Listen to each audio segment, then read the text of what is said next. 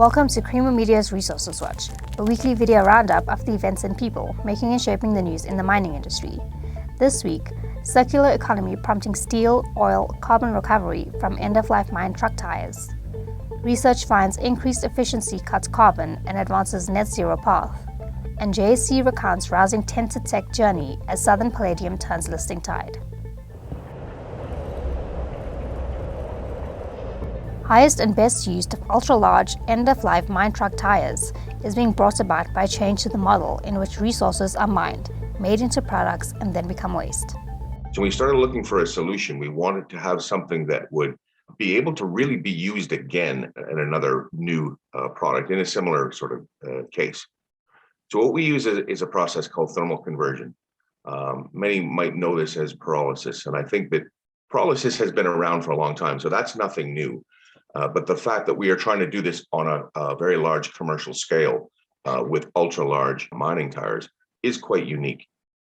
So this process involves, we take that 4.5 ton tire, we have to clean it, we break it down into pieces, we insert it in a huge kiln that handles about 20 ton every time we run it. These pieces are stacked as close as we can get them together. Heat is applied to start the process, and then friction and the movement of this kiln generate and start the process of pyrolysis.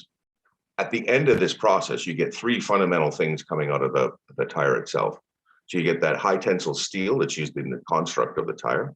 You get carbon ash, which as we start to work with it and clean it, it can be used as a replacement for carbon black, which I'll talk about in 2 seconds.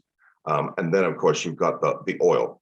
And there's a lot of oil that is actually in a tire. And I don't know how many people know that, but a single large tire contains almost 2,000 liters of oil. And that oil needs to be processed and refined. Like all other key industries, mining is having to advance along a net zero path as part of the global decarbonization drive. Net zero is so important. And today, with any type of, let's say, technology, it's not just about going to a customer and say, hey, with this technology you can innovate, you can have some improved financial performance. You actually have to link it with a carbon advantage, and to do so, we talk about carbon capture, for instance, but that's more like it's necessary, but it's also a sense of trying to postpone activities. We have to do something now, fast track the net zero path. And we can do that, especially with operational efficiency. Push efficiency or operational excellence to the top quartile. That is key in terms of advancing the net zero path.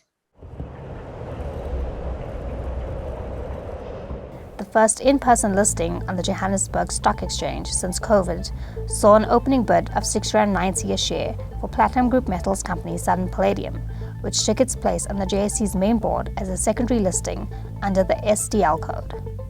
Today, I actually want to pay special tribute to the Bingwenyama community and their leaders. The Bingwenyama emanating from the Eswatini area and to settled in the area of Steelpoort and Burgers Fort more than 170 years ago. 16 years ago,